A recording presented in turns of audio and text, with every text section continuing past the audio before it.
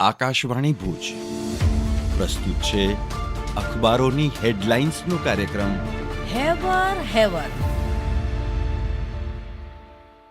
નમસ્કાર, હું ધર્મેન્દ્ર જોશી. કચ્છમિત્રના અંતિમ પાના પર હેડલાઇન્સ છે કે કચ્છમાં 2 દિવસ મધ્યમ ભારે વરસાદની આગાહી. વાતાવરણમાં પલટો જોવા મળી શકે.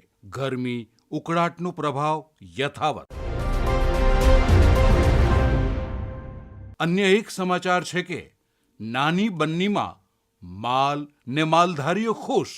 આગોતરા વરસાદના કારણે સીમાડામાં આવેલા નાના મોટા ડેમ તળાવ 80% ભરાઈ ગયા. સીમાડામાં ઘાસ ફૂટી નીકળતા ચરિયાણ માટે રાહત.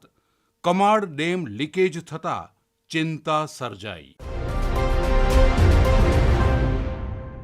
અંદરના પાના પર અન્ય એક હેડલાઇન્સ છે કે કચ્છની ભૌગોલિક સ્થિતિ તમામ રમતો માટે શ્રેષ્ઠ.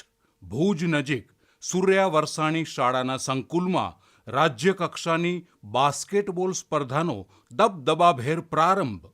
પશ્ચિમ કચ્છ પોલીસ અધિક્ષકે ઉદ્ઘાટન પ્રસંગે ખેલને વિશેષ પ્રોત્સાહન આપવા અપીલ કરી.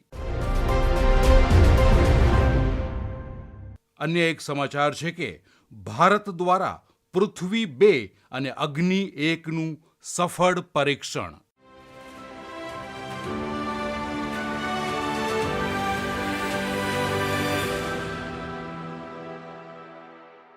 હું પરમ મકવાણા. દિવ્ય ભાસ્કરના ભુજ ફ્રન્ટ પેજ પર સમાચાર છે. આરટીઓ પાસે શેલ્ટર હોમ માટે જમીન ફાળવાઈ. 3000 ચોરસ મીટર જમીનનો કબજો મેળવવા 58 લાખ રૂપિયા ભરવાના બાકી. દાતાઓ પાસે ટહેલ નાખવામાં આવી. દિવ્ય ભાસ્કરમાં ભુજ ફ્રન્ટ પેજ પર અન્ય એક સમાચાર છે. પુરવઠા વિભાગે 55 સસ્તા અનાજની દુકાનોને ફટકાર્યો 38,44,000નો દંડ. છેલ્લા 1.5 વર્ષમાં 3 સસ્તા અનાજની દુકાનના પરવાના કર્યા રદ. દિવ્ય ભાસ્કરમાં કચ્છ ભાસ્કર કહે છે, કચ્છમાં ચાલુ સાલે ખરીફ પાકનું વાવેતર 3,44,000 હેક્ટરને પાર. મગફળી 71,753, કપાસ 71,250, ચારો 63,433 હેક્ટરમાં વવાયો.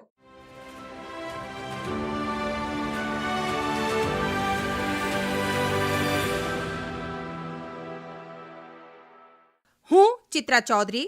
અમેરિકા જવાનો ક્રેઝ ઓસર્યો, લખે છે ગુજરાત સમાચાર. ભારતના વિદ્યાર્થીઓમાં 80%નો ઘટાડો. ગયા વર્ષે 3.3 લાખ ભારતીય સ્ટુડન્ટ વિઝા પર અમેરિકા ગયા હતા. ભારતીય વિદ્યાર્થીઓની એપોઇન્ટમેન્ટ માટેના સ્લોટ જ ખુલી ન રહ્યા હોવાનો ઇમિગ્રેશન કન્સલ્ટન્ટ્સનો દાવો. અમેરિકા સહિત વિશ્વના જુદા જુદા દેશોમાં કુલ 11.4 લાખ ભારતીય વિદ્યાર્થીઓ અભ્યાસ કરી રહ્યા છે. ગુજરાત સમાચારના છેલ્લા પાને શિક્ષણના સમાચાર છે. ધોરણ 10નું પૂરક પુનઃ બોર્ડ પરીક્ષા પરિણામ જાહેર. 2 થી વધુ વખત પરીક્ષા આપવા છતાં 81% રિપીટર 10મી ફેલ. એકંદરે 28% જ પાસ. માર્ચમાં પાસ થયેલા 160 વિદ્યાર્થીએ પુનઃ પરીક્ષા આપી. 119ના માર્ક સુધર્યા. ગુજરાત સમાચારના છેલ્લા પાને સ્વાસ્થ્યના સમાચાર છે. ચોમાસામાં મચ્છરજન્ય બીમારી વકરે તેવી દહેશત. ગુજરાતમાં 5 વર્ષમાં મલેરિયા, ડેન્ગ્યુ, ચિકનગુનિયાના 58,000 કેસ. મચ્છરજન્ય બીમારીએ 70થી વધુનો ભોગ લીધો. મલેરિયા કરતાં ડેન્ગ્યુના કેસનું પ્રમાણ બમણાથી વધારે.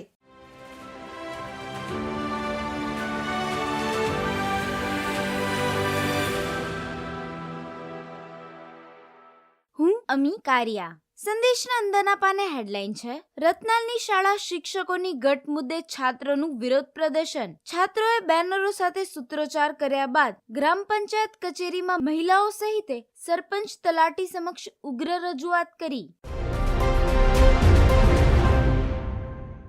વધુ એક સમાચારમાં લખપત તાલુકાની 6 ગ્રામ પંચાયતમાં ઉપસરપંચોની બિનહરીફ વરણી થઈ. નારાયણ સરોવર, બરંદા, માતાના મઢ અને વિરાણી નાની ગામમાં ઉપસરપંચની વરણી. નારાયણ સરોવરમાં સરપંચ માટે એકે ફોર્મ ભરાયું ન હતું. ઉપસરપંચ પર જવાબદારી.